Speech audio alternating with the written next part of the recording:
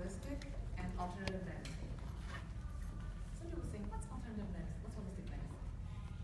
Anything that does the opposite of what the regular medical world does.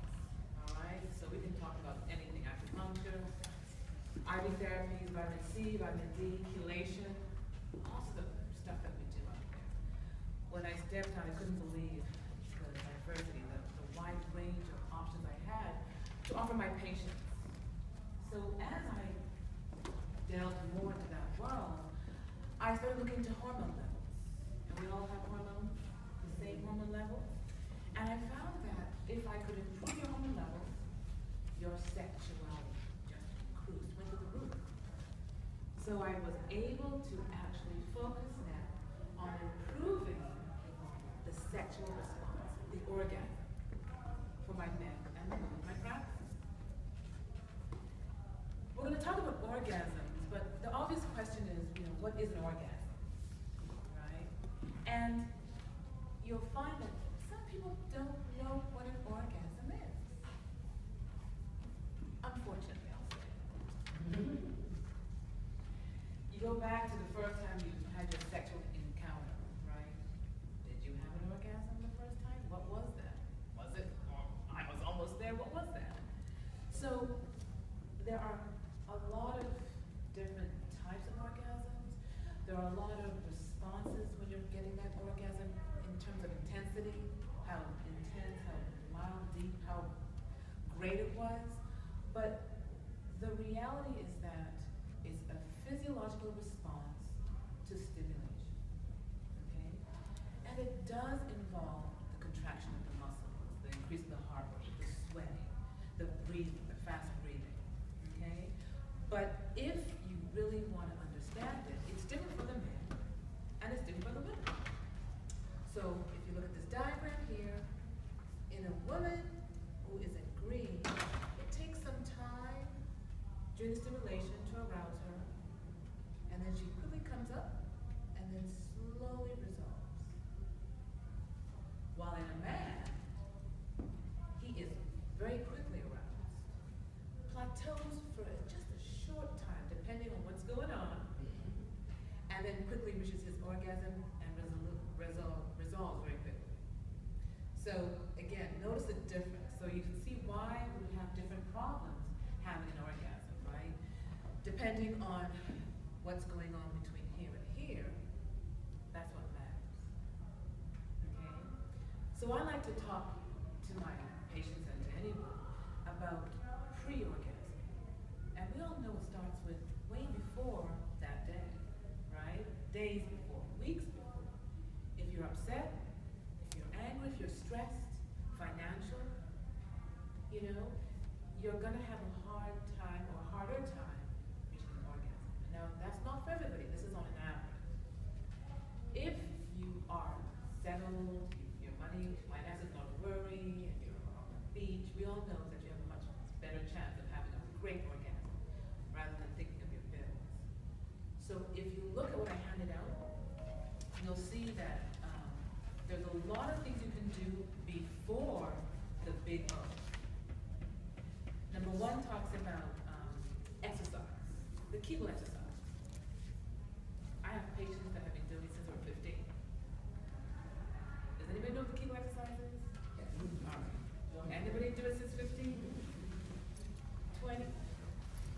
I have a 21-year-old daughter. She says she's been doing it.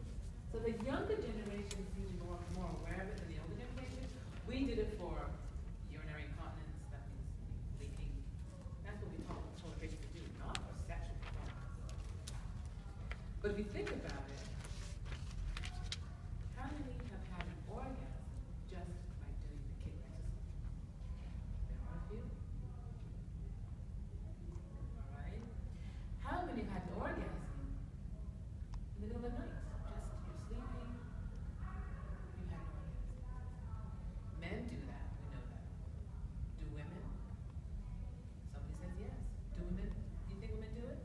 Just out of the blue, haven't had sex for months, and then you have your own orgasm. Not many women do. Studies show now you need 2 orgasms a week to live long.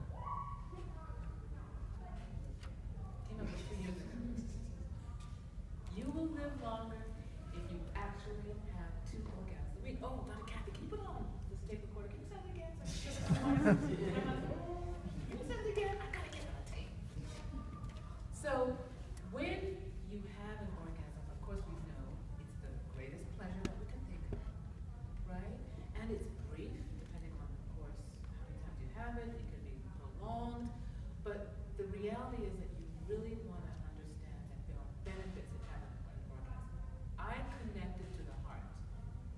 So the real reason I focus on sex is it reflects your health. If you're not having sex, you're not healthy.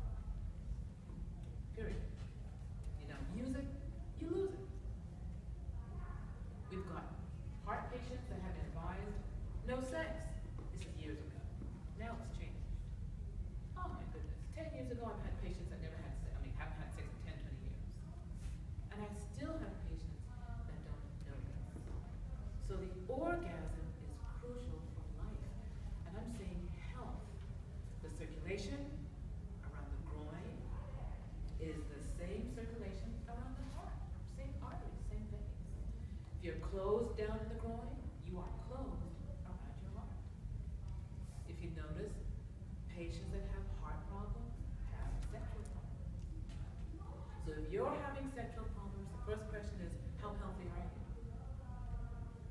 Now, of course, we all know safe sex, always get tested.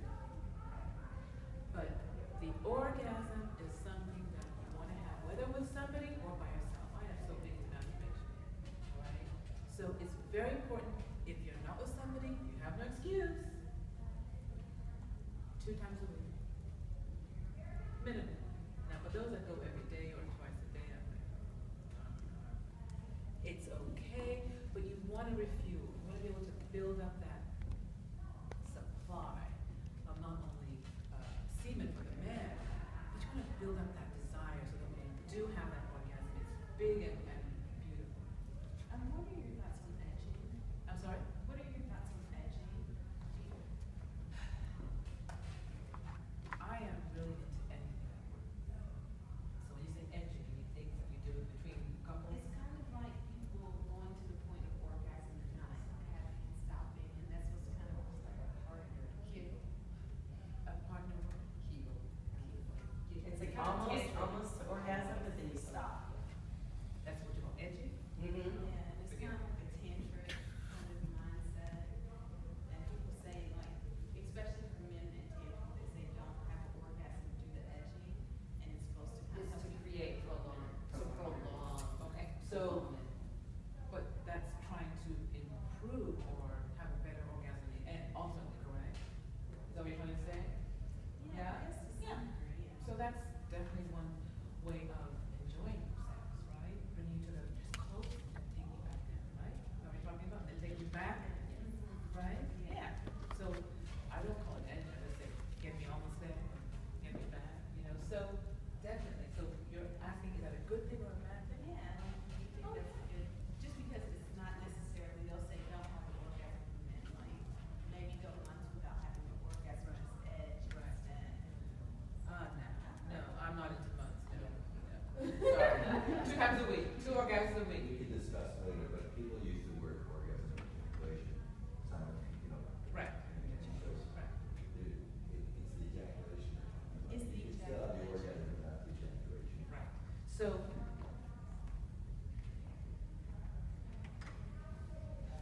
if you ask some again individuals, they'll say, I don't even know what to get back orgasm. Right? So for me, the contraction of the muscles is crucial in terms of defining an orgasm. Now, some people say the curling of the toes, give you all sorts of different, descriptions, but it's the rhythmic contraction of muscles not only of the groin but of the whole body. And that intensity can vary, right? So you get a little bit and it'll go away, right? So the real truth is they're all beautiful. They're all great encounters. How far you go depends on how capable you are, or capable your body is of going. So if someone that's had a mutilated clitoris is not going to have the same response as someone that has a huge clitoris. size of the clitoris matters. The size of the vagina, the size of the penis. I've got some posters out there. Does size matter? Does size matter? Third. Third. Well, if you've had a 2-inch penis,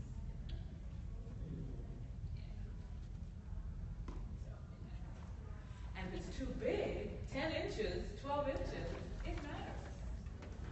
Right? So size does matter. Some people say girth more than length. So to me it doesn't matter, but size matters. Right? So, but in terms of a regular size penis, it's how you use it. It's how you use it. And it's really for me the pre-orgasm. The foreplay, which for me is a crucial distinction between when you're going to have an orgasm or not, and your ability to surrender to the moment. How many of us really surrender? And I'm not thinking about bills or kids or next day or that day or the day before. How many of us surrender? So if you're not having your best orgasm, maybe not surrender. What do I mean by surrender? Anybody know what I'm saying? Sort of. What do you think? When I say you gotta surrender. Actually be in the moment. In the moment. Present time. Right? Right? Just relax. You're not gonna be self-conscious of how you look. You know? You've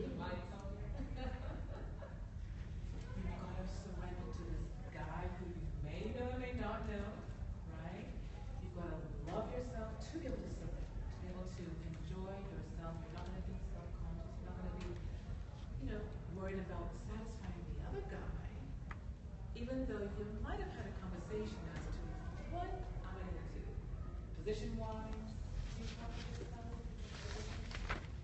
Do you talk to him about what I like to have sex with? He wants you, physically rough, soft, gentle, what degree, what angle, how much on the clitoris, anal, what? So when do you talk about that? And how comfortable are you to talk about that? Are you able to talk about that? Are you surrendering to this guy who you may know and who you may not know? Right? But whatever I just said, the number one focus you should remember if you leave today is surrender. How do you practice surrender? Alright? Porn. Love it. Right? Does he like porn? Does he not? Music. Do I need music? Do I not need music? The room being clean or not clean. Okay? So the preamble, the pre is very important. Now, it's important if you're having problems having orgasms. If you're having orgasms and you're the blessed one that can, this is not for you. You're good. But for those of us that either have difficulties or as we get older, it starts to go down and it's like, what's going on? We can talk about that, but the number one thing, your hormone levels, all right? And sometimes how you brought up, that background, religion, and how you relate, what you think about sex is very important. That's another discussion. But when you think of the orgasm, think of the days before, talk, communicate. If you look at the handout, I have a few other things there, including, let's see, doing dishes, laundry, doing other